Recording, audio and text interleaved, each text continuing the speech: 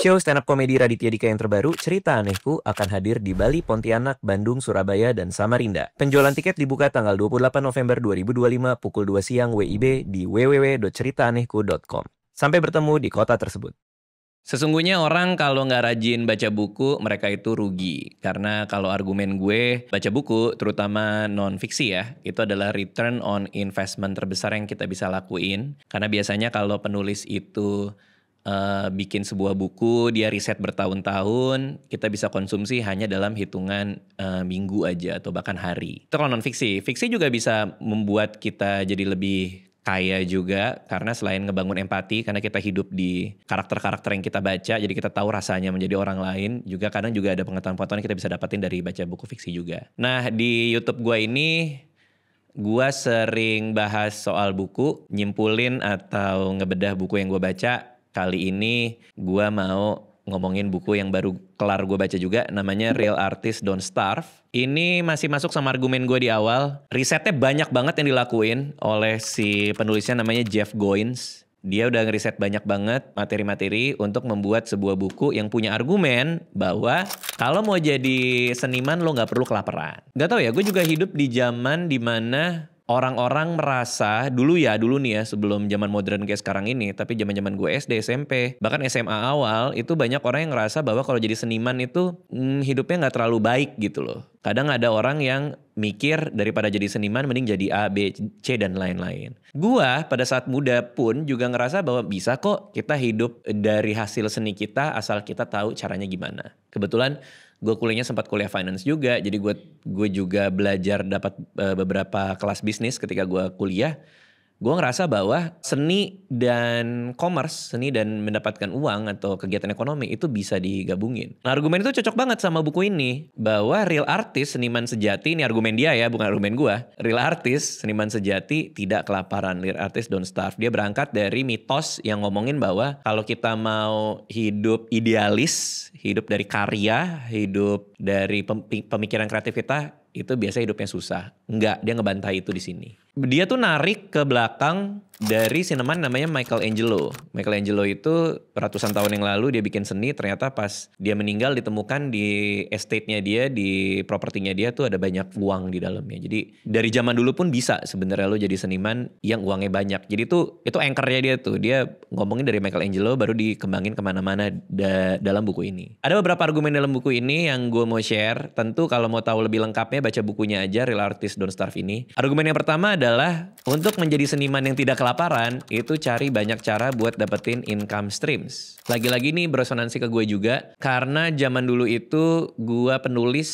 dari tahun 2005. Terus gue hidup dari royalti gue. Dan ternyata untuk nge-crack gimana caranya kita bisa hidup dari seni kita, itu kerannya harus banyak, keran penghasilnya harus banyak. Jadi sebagai penulis gak cuma dari buku doang, tapi lo harus punya keran-keran yang lain sehingga aliran uang itu masuk bukan hanya dari satu pintu doang. Nah, dia juga bilang kayak gitu bahwa menjadi seorang seniman di zaman sekarang lo harus punya income streams yang beraneka ragam. Terutama di era-era sekarang ini, era digital sekarang ini, kemungkinan untuk mencari penghasilan tambahan dari pekerjaan kita, terutama di bidang seni, itu bisa beraneka ragam. Lo bisa jualan buku digital. Kalau lo penulis, lo bisa jual jasa menulis, lo bisa jual konsultasi, lo bisa jual karakter lo sebagai IP, dan lain-lain. Kalau mau jadi seniman yang tidak kelaparan, cari banyak cara untuk dapetin dari satu karya lo, itu sumber penghasilan bisa banyak. Atau satu pekerjaan sumber penghasilan bisa banyak. Oke, terus argumen berikutnya yang dia bilang di buku ini, itu harus sering belajar dari mentor. Atau harus punya mentor. Kalau istilah gue, kita harus hidup dari guru ke guru. Which is itu yang gue lakuin juga. Menarik banget karena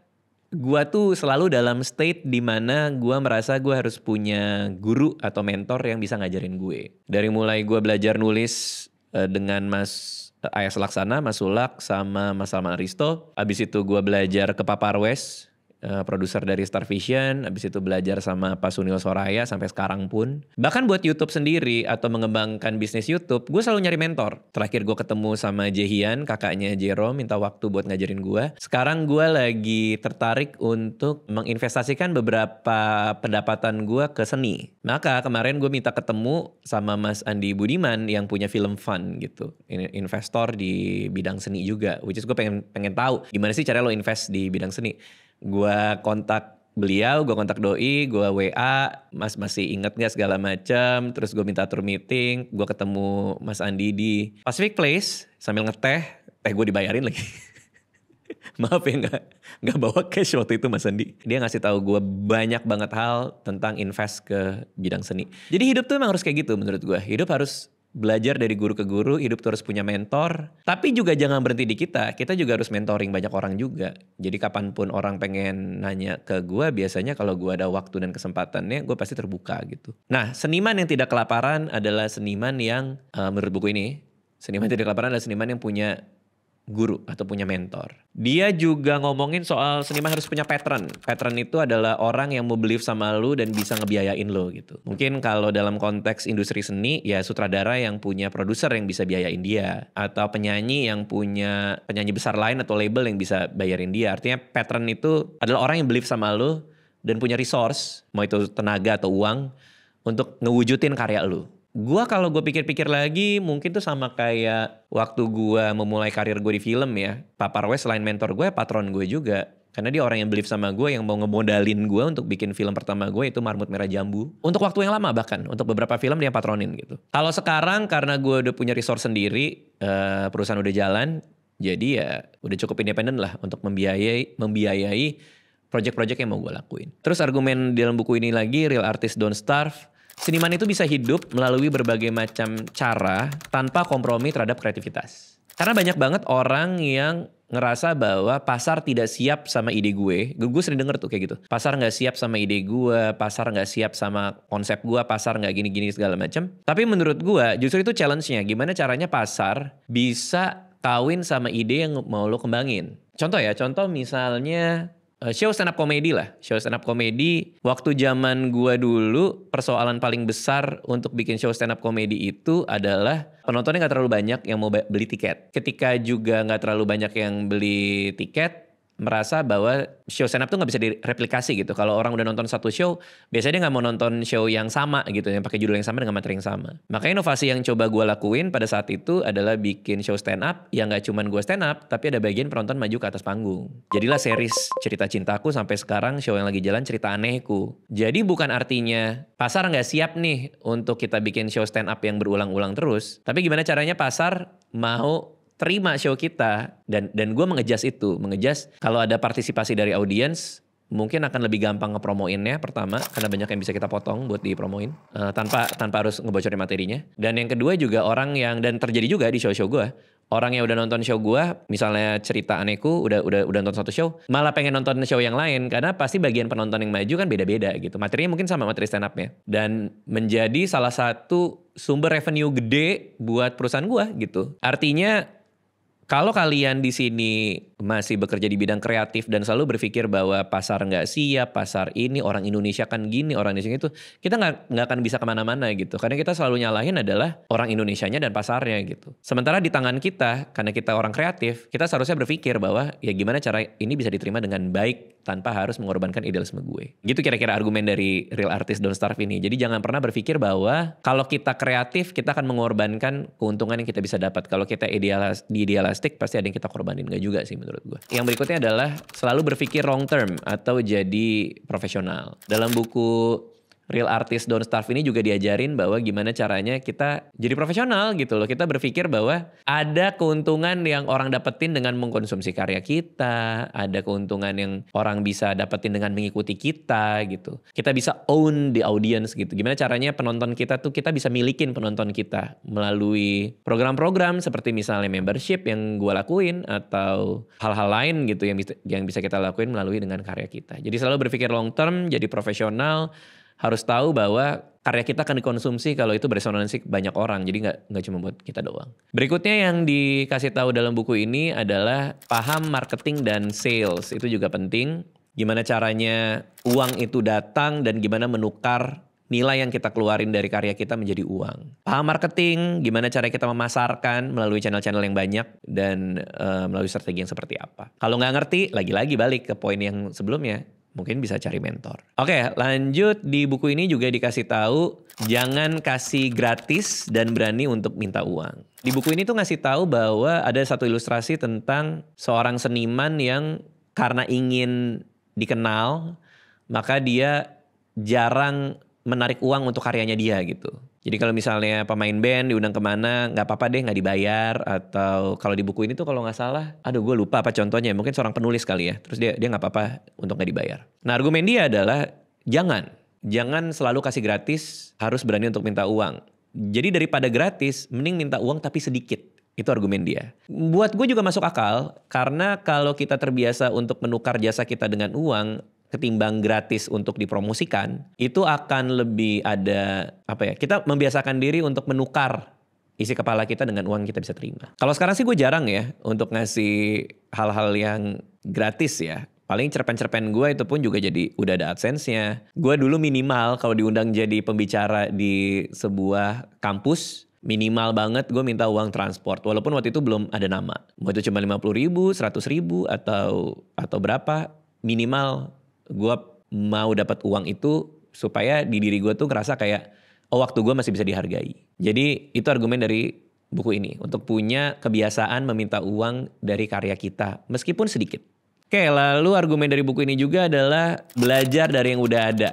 Nah gimana caranya kita bisa belajar dari yang udah ada? Gak perlu membuat sesuatu dari nol lagi, tapi belajar dari yang udah ada, lalu kita bisa berinovasi dari apa yang udah ada tersebut. Buat gue tuh juga argumen yang menarik juga, karena gue termasuk orang yang seneng menggabungkan karya seni gue dengan sesuatu yang udah ada tapi di industri lain. Jadi gue tuh paling suka gitu tuh. Musik tuh kalau bikin event kayak gini mungkin bisa masuk ke event gue kali ya. Kalau industri film tuh kayak gini mungkin di YouTube kita bisa pakai yang sama kali ya. Jadi gue seneng banget untuk ngambil dari industri-industri lain untuk dimasukkan ke apa yang gue lagi lakuin. Cerita sialku, show stand up gue yang kemarin, yang terakhir sebelum yang ini kan cerita anehku. Itu gue mulai belajar banyak dari teater. Bagaimana teater itu bisa memainkan sebuah, jadi kalau di teater tuh ada yang namanya one man show, biasanya lebih deeply emosional dan lebih dikit lucunya gitu dibandingin stand up comedy. Cuman yang gue ambil dari situ untuk gue masukin ke stand up comedy adalah gimana caranya ngebangun narasi yang bisa membangkitkan emosi gitu. Ketimbang kita cuman jokes. Dan itu akhirnya gue pakai di cerita sialku, elemen itu. Makanya kalau ada yang tahu Sanpras, stand up comedian dari Jogja, waktu nge-review cerita sialku dia bilang, oh ternyata aspek stand up comedy itu bisa ada tegangnya, bisa ada marahnya, bisa ada ininya, jadi penampilan yang cukup komplit gitu. Dan dia seneng nih, dia suka pas nonton cerita sialku. Which is ya itu gue belajarnya justru dari teater gitu, dari one man show gitu. Jadi artinya adalah gue tipe yang suka belajar dari hal yang udah ada, tapi kalau gue nge-twistnya, belajarnya tuh dari industri yang lain. Karena kadang kalau kita udah lama di industri kita ya, lama di stand up comedy, lama di YouTube, lama di mana-mana, udah ngelihat semua gitu. Udah belajar dari banyak hal, udah ngelihat semuanya. Jadi untuk dapat pukulan inovasinya itu kita harus ngintip dari industri lain untuk kita taruh di industri kita.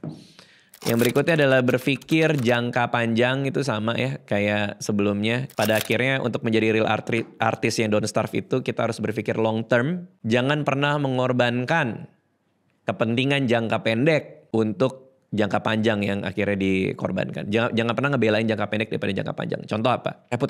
Contoh reputasi. Hanya karena lu pengen untung dari sesuatu, maka reputasi lu akhirnya rusak untuk jangka panjang. Hanya karena lu pengen dibilang jago di suatu bidang, lu bilang iya, pada akhirnya lu gak bisa ngerjain. Orang yang udah percaya sama lo dan udah mau ngasih lo project, akhirnya nama lo jelek di lingkungan industri. Gara-gara sempat dikasih kepercayaan, terlalu pede malah gak bisa. Buat lo mungkin secara jangka pendek lo akan dapat project ini. Tapi jangka panjang malah nama lo sendiri yang akan rusak gitu. Baru viral dan banyak mata tertuju sama lo dan akhirnya lo mau bikin off air. Gara-gara lagi viral nih, lo bikin show off air tapi bikinnya setengah mateng karena mau dapetin tiketnya doang. Dan show-nya menjadi tidak bagus. Orang yang udah nonton dan bayar tiket keluar dan akan bilang show-nya tidak bagus. Jangka pendek lo mikir dapat duit cepet, jangka panjang lagi-lagi soal reputasi dan brand equity lo yang akhirnya lo korbanin. Jadi selalu untuk berpikir apa untungnya di jangka panjang, bukan untungnya di jangka pendek. Itu yang membedakan real artist yang starving apa thriving. Kalau kan argumen dia tuh kalau nggak thriving, kalau nggak kelaparan ya makmur gitu. Itu yang gue rasain sih. Hampir 20 tahun berkarir, gimana caranya kita selalu pikir, walaupun udah 20 tahun ya, kita tetap di sini untuk the long game gitu. Jadi jangan pernah ditukar keuntungan-keuntungan jangka pendek dengan keuntungan di jangka panjang. Karena pada akhirnya jangka panjang itu membuat kita bertahan dan seperti argumen buku ini, supaya tidak kelaparan. Ini buku bagus banget, lagi-lagi bagus banget. Yang menarik adalah ketika gue baca buku ini, gue tuh ngerasa bahwa ini tuh kok mirip banget dengan cara nulisnya Ryan Holiday. Ryan Holiday itu adalah penulis stoikisme favorit gue, bukunya banyak gue baca, Daily Death dan Daily Stoic dan lain-lain. Ini mirip banget gaya nulisnya. Jadi kalau Ryan Holiday itu dia bawa satu cerita masa lalu ya, cerita yang ancient banget, tentang Marcus Aurelius lah, apa tentang siapa. Terus sama dia dikasih konteks modern. Dulu ada kaisar di Yunani, dia tuh gini. Nah di masa sekarang bla bla bla bla gitu, itu gaya dia. Melalui banyak riset bukunya dia. Kadang-kadang paragraf-paragraf narasinya dia tuh juga kayak masukin ceritanya si ini, ceritanya situ. Banyak anekdot yang akhirnya mendukung argumentasi dalam buku. Mirip banget cara nulisnya. Ternyata pas gue baca di belakang ada thanks to kan, ternyata Ryan Holiday bantuin nulis. Jadi make sense buat gue. Si Jeff Goins ini ngomong, thank you for Ryan Holiday, help me writing this book. Dia bilang gitu.